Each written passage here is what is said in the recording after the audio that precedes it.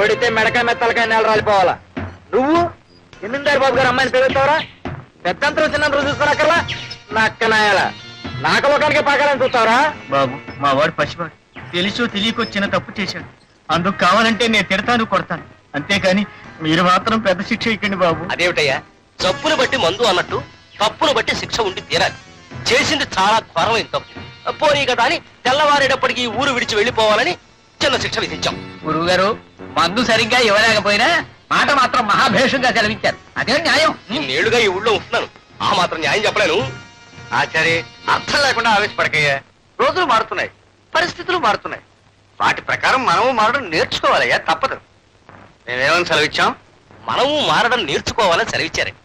కానీ అయ్యగారు ఇప్పుడు ఏ రోజైనా జనవాక్యాన్ని గౌరవించడం మనం నేర్చుకోవాలి. ఈ పెళ్లి జరగడం న్యాయమని వీళ్ళంతా భావిస్తే ఆనందంగా జరిపించాలి. ఏమంటారయ్యా మీరంతా? నా కొడుకుని ఊర్లో నుంచి పంపించి తీరాలి. అదే మనవాక్యం. విన్నావయ్యా పంతులు, జనవాక్యం అలా ఉంది, మనమేం చేయలేం. అంచేత రేపు తెల్లవారేసరికి మీ అబ్బాయి మర్యాదగా ఈ ఊరు వదిలేసి వెళ్లిపోవడం ఉత్తమం. వాడు వెళ్ళడు. ఎటువంటి పరిస్థితుల్లో ఆ కుర్రోడు ఈ ఊరు విడిచాడు. రే రాజన్న, పాడితే మెడకాయ మీద తలకాయ నేల రాలిపోద్ది. ఎవరి మెడ మీద తలకాయ ఎప్పుడు రాలాలో అప్పుడే రాలుతుంది. నేను చెప్పేది వినండి. తప్పు జరిగిందని పంచాయతీ పెట్టి ఆ కుర్రోడిని తీసుకొచ్చారు. అయితే ఆ తప్పు చేసింది వాడు ఒకడే కాదుగా, జమీందారు గారి అమ్మాయికి కూడా ఈ తప్పులో భాగం ఉంది. కనుక ఆ పిల్లను కూడా తీసుకొచ్చి ఈ పంచాయతీలో నిలబెట్టి ఆ పైన తిరిగి చెప్పండి. ఏమిటి, జమీందారు గారు అమ్మాయిని, మహత్తరమైన వంశానికి చెందిన అమ్మాయిని తీసుకొచ్చి నలుగురు మధ్యలో నిలబెట్టాలా? తప్పు చేసింది రాజైనా పేదైనా ఎవరైనా సరే పంచాయతీ మధ్యకు వచ్చి నుంచు తీరాలి.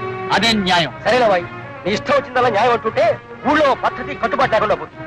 రేపటి నుంచి కూలి మీద కొడుకొచ్చి రత్నందారి కూతుర్ని ప్రేమించాలంటాడు. ఊరంతా ప్రశ్నం అయిపోతుంది.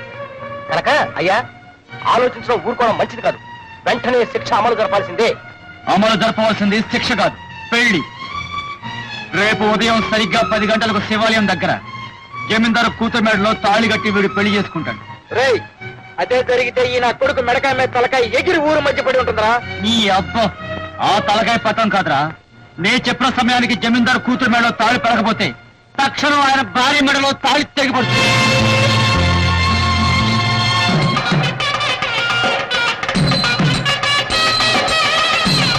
రాజన్న, పూజారి గారు పెళ్లి జరిపించడానికి రానంటున్నారు. రానన్నాడా? ఎక్కడు? ఆ ఊళ్ళో మా మీదే ప్రతిజ్ఞలు చేస్తాడా?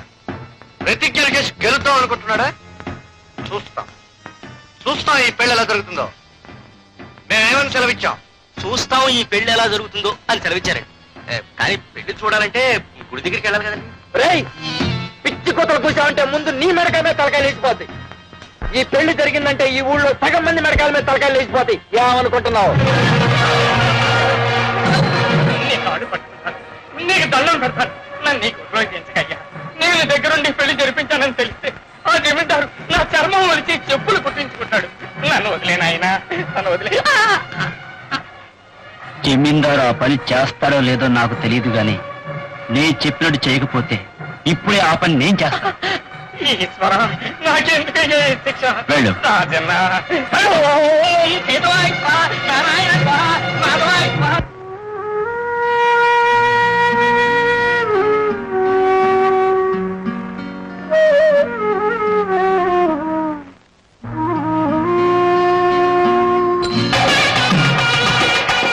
ఆపండి, పెళ్లి కుదిరే రాలేదు.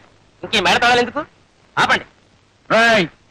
వాయించడం ఆపారంటే నేను వచ్చి మిమ్మల్ని వాయిస్తాను.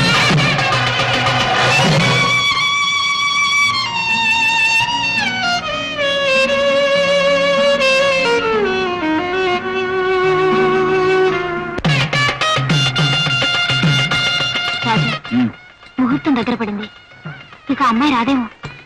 ఆ అమ్మాయి వచ్చి తీరాలి.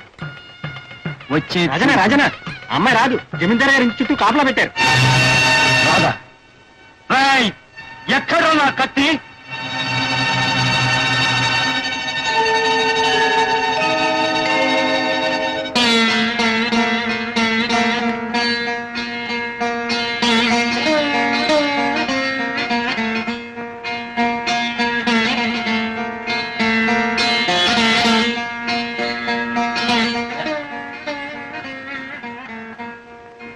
పూజారి పెళ్లి జరిపించు.